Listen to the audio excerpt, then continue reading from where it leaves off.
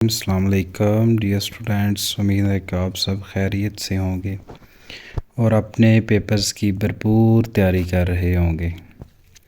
जैसा कि आपको पता है कि मंडे को जो है वो केमिस्ट्री 9th क्लास का पेपर है, तो इस हवाले से जो है वो आपके साथ पासिंग फार्मूला जो है वो शेयर करने जा रहा हूँ।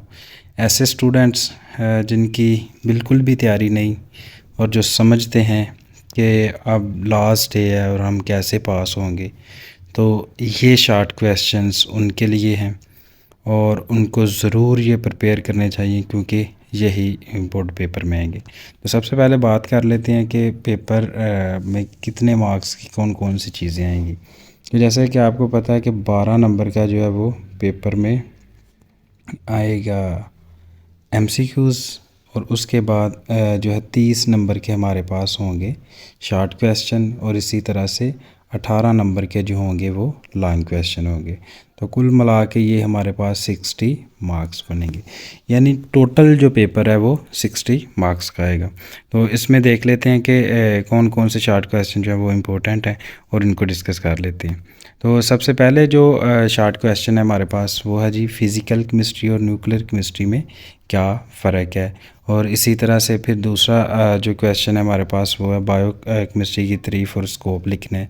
आपने बायो केमिस्ट्री की तारीफ़ लिखने के बाद बताना है कि इसका क्या स्कोप है इन डेली लाइफ। इसी तरह से इंडस्ट्रियल केमिस्ट्री और एनालिटिकल केमिस्ट्री में फ़र्क क्या है, तो इसको भी आपने देख लेना है। ये जो फ़र्क है आपने लाइन लगा के लिखना है। फिर है जी what difference between organic and inorganic chemistry, ये भी फ़र्क लिखेंगे, ये पहले चैप्टर का क्वेश्चन है।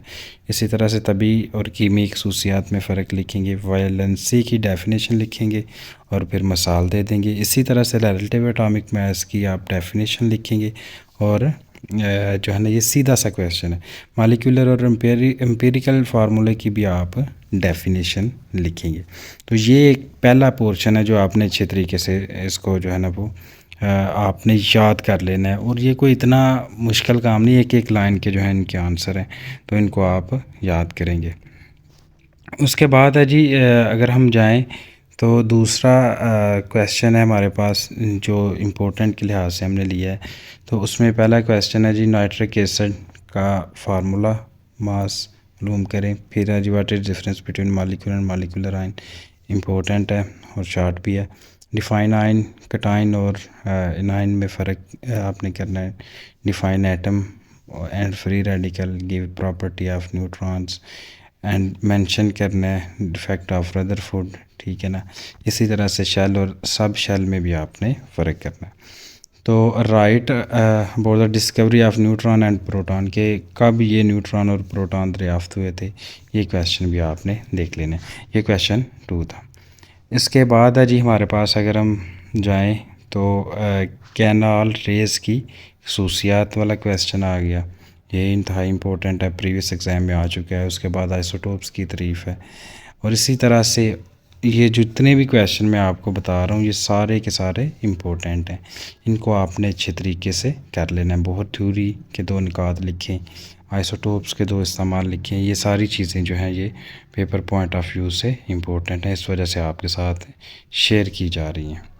तो इसी तरह से जी आगे पीरियड और ग्रुप में फ़र्क है। नोबल गैसेस नॉन रिएक्टिव क्यों होती हैं। अच्छा जी, यहाँ पे एक बात इम्पोर्टेंट ये है कि इस तरह के क्वेश्चन, जिस तरह ये नोबल गैसेस नॉन रिएक्टिव क्यों होते हैं, ये जो है एनालिटिक क्वेश्चन है, मतलब ये कंसेप्चुअल क्वेश्चन है। इस तरह के क्वेश्चनों को आपने कैसे टैकल करना है, आपने सबसे पहले कोशिश ये करनी है कि आप वो क्वेश्चन करें जो सीधे हैं। जैसे डेफिनेशन आ गई, आयन की डेफिनेशन, आयन की तारीफ़ लिखी या डिफ़ाइन आयन। इस तरह के क्वेश्चनों को आपने पहले फ़ोकस करना है और उसके बाद जो है वो आपने देखना है कि जो इस तरह की question noble gas non reactive क्यों होती है, ये कंसेप्चुअल है। इसमें एक आधी लाइन का जो आंसर है वो आप देंगे तो आपका जो है ना वो हो जाएगा। और इसी तरह से फिर क्वेश्चन नंबर 4 के बनाया है ग्रुप, जिसमें जो है ना ये इंतहाई इंपॉर्टेंट हैं 2-3 क्वेश्चन, जैसे आयोनाइजेशन एनर्जी, इलेक्ट्रॉन अफिनिटी है, शील्डिंग इफेक्ट है, इलेक्ट्रोनेगेटिविटी है। ये सारे जो हैं ये इंपॉर्टेंट शॉर्ट क्वेश्चन है, इनको आपने पढ़ना है। उसके बाद जी क्वेश्चन नंबर 5 में हमने मज़ीद देखना है कि यहाँ पे कौन सी चीज़ें करनी है, पोलर और नॉन पोलर में क्या फ़र्क है, हाइड्रोजन बॉन्डिंग की डेफिनेशन करनी है, फिर बर्फ़ पानी पर क्यों तैरती है, कंसेप्चुअल क्वेश्चन है, ये करेंगे आप। और इसी तरह से मेटालिक और कोवेलेंट बॉन्ड में क्या फ़र्क है, ये भी कर लीजिएगा। डिफ्यूजन और रिफ्यूजन, ये इंतहाई इंपॉर्टेंट क्वेश्चन है, ये आपने करना है। फिर बॉयज़ और चार्ल्स के जो कानून है इनमें क्या फ़र्क है, फिर define pressure and atmosphere pressure, ये आपने चीज़ें करनी है। तो बेसिकली इसका जो फार्मूला, पासिंग फार्मूला, वो ये है कि आपने जो MCQs हैं, हर चैप्टर के एंड पे MCQs हैं, उनको आपने अच्छे तरीके से रट्टा लगा लेना है। समझ लें अब रट्टा लगाने वाला टाइम है, क्योंकि एंड पे पहुंचा हुआ है, बिल्कुल एक दिन बाकी है। तो आपने रट्टा लगा के MCQs करने हैं, उसके बाद आपने ये डेफिनेशन या ये क्वेश्चन जो मैं बता रहा हूँ इनको आपने अच्छे तरीके से कर लेना है। बाकी होप सो कि आप इंशाल्लाह अच्छी तैयारी करेंगे और पास भी हो जाएंगे।